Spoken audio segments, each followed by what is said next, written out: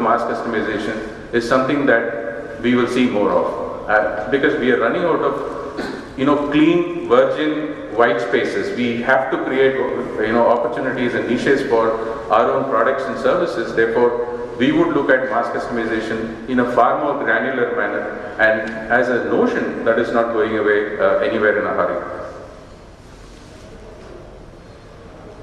Rolls-Royce makes, as a company worldwide, more than 50% of its revenues from service, and that 50% of the service is a very high profit income. And if you take India as a country, and if you go to any automotive OEM or a dealer, he'll tell you he doesn't make any money on sale of cars, I mean zero. And dealers make money on the back end when the OEM does subvention and gives them some money. And an average dealer makes more money on selling financial products. He sells you the insurance, he sells you the hire purchase scheme. That is where he makes money on the sale of cars. So if you look at the last 6-7 years, you tell me which brand of car offers you a car and not a 4-year, 40,000 kilometer warranty. That 4-year, 40,000 kilometer warranty is where they seek to make profits. And if you take the Samsungs and Lucky Gold Stars of the world, all of them have a huge service strategy that they're working on and building up. The challenge today is that supply chain behaves extremely differently from the finished product supply chain. I mean, and the way in which you sense demand, the way in which you configure production and distribution of your motor cars is very different from the way in which you sense demand. And there are today, I think, mathematical models to say that it takes X number of years before a car comes back for under chassis rework in, let's say, a coastal town like Mumbai as opposed to Delhi and so forth. But that is something that companies are trying to come to terms with. And these are, in many cases, likely to exist as two completely parallel and different supply chains. And the after-sales supply chain, I would like to believe, is probably not going to be owned entirely by the manufacturer, in the sense that it is going to be franchised. So you have an additional complexity of dealing with a very different type of a supply chain in your organization. And if you are a company that is a part of a large global network, and you, let's say, sell apparel to Europe, and you happen to be selling fashion shirts, fashion garments and trousers to the PIGS economies, you would have in the last couple of months found out nobody is buying shirts from you. And increasingly, companies that have exposure to countries that are seen to be high risk in terms of demand being sustained and so forth are saying, how the hell do I pull out my investment into infrastructure before this market collapses? I mean, this is a boardroom discussion that you will find in every large company which has bought, let's say, 22 trucks, or has bought a piece of land, because in this country we love to have real estate, right? So you go to Germany, you buy some land which is not difficult to achieve, and you buy trucks, and suddenly you find that the market is tanking. So to that extent, the way in which companies are going to look at servicing those markets will completely change on its head. People are going to say that I don't mind incurring a higher variable cost, but it has to be variable. I don't want to be committing dollars into infrastructure. The second thing that has happened in the last 7 or 8 years, in my opinion, is ever since the ash cloud happened and Fukushima happened, Honda in India, Toyota in India are still struggling for production because their components have to come from Japan.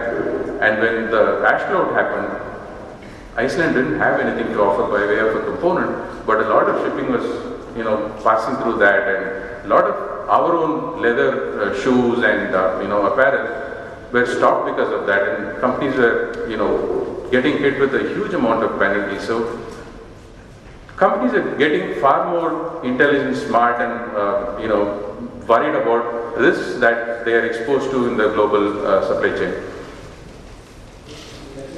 There are two interesting things that are happening in India. One is there is a huge amount of manufacturing disintegration. I mean, this is a bad term, but nobody wants to make slightly older products in their premises. If you take the valve manufacturers, I don't know if you have some of them, the conventional gate lobe check valves, you are very reluctant to make in your premise because it's iron-based. There is no margin. It is sold through distributors. So I look for somebody in Indore, Coimbatore, or Ludhiana to dump this on him because he's got a lower cost structure, and I just want to utilize my space for making high margin, high value addition, special alloy and stainless steel products.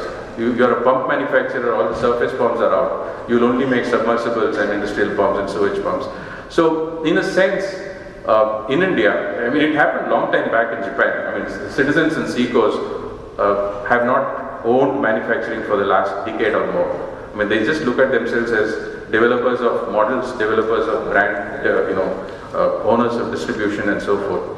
But in India, increasingly, companies are saying it is so much difficult to acquire land and set up large, infrastructure for manufacture. Therefore, I am better off giving out what I think is a product that is dying to someone who has a much shorter. And even if it means a marginal loss, I am making a 1% loss on the product, but I am replacing that product with a very high margin product. So I am happy with making a loss on this itself.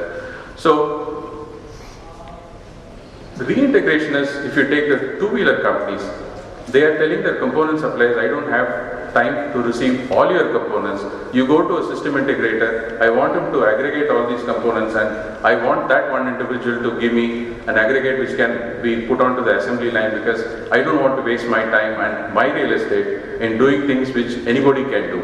So this is in fact creating a lot of kitting issues. You are really talking about orchestrating a far more bigger and more complex web of supply network as opposed to a fairly linear supply chain that manufacturing companies used to have till very recently. GST, we know, I do believe GST is going to cut down the number of, we have some data to say that we are going to free up something like 20 to 40% of warehousing space if you are able to consolidate. This is going to be cost saving for companies. And if you are getting into a hub and spoke kind of a model, we are probably going to improve transportation, packing efficiency anywhere between 15 and 25%. I mean, these are anecdotal numbers. Don't hold me to this because I have no accurate algorithm to prove this, but these are significant numbers that we are talking about. And as the warehouses get concentrated and become bigger, they are likely to be far more sophisticated. They would do more than just keep material for a short period of time. Retail, as of this morning, I think it's no longer a current topic, so we will not spend time on this.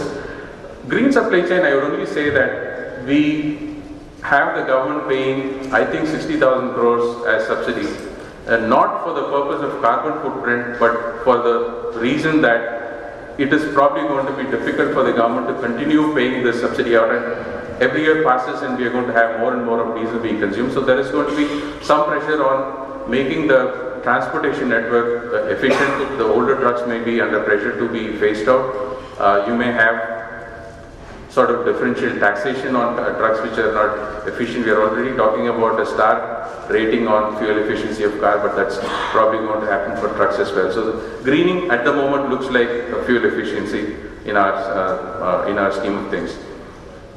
These are some of the specific problems that companies are dealing with. They are losing opportunities to serve customers. Getting a customer is difficult, but not serving the customer is a crime. So, and a lot of that is attributed to a lack of visibility and lack of competence at the warehouse level.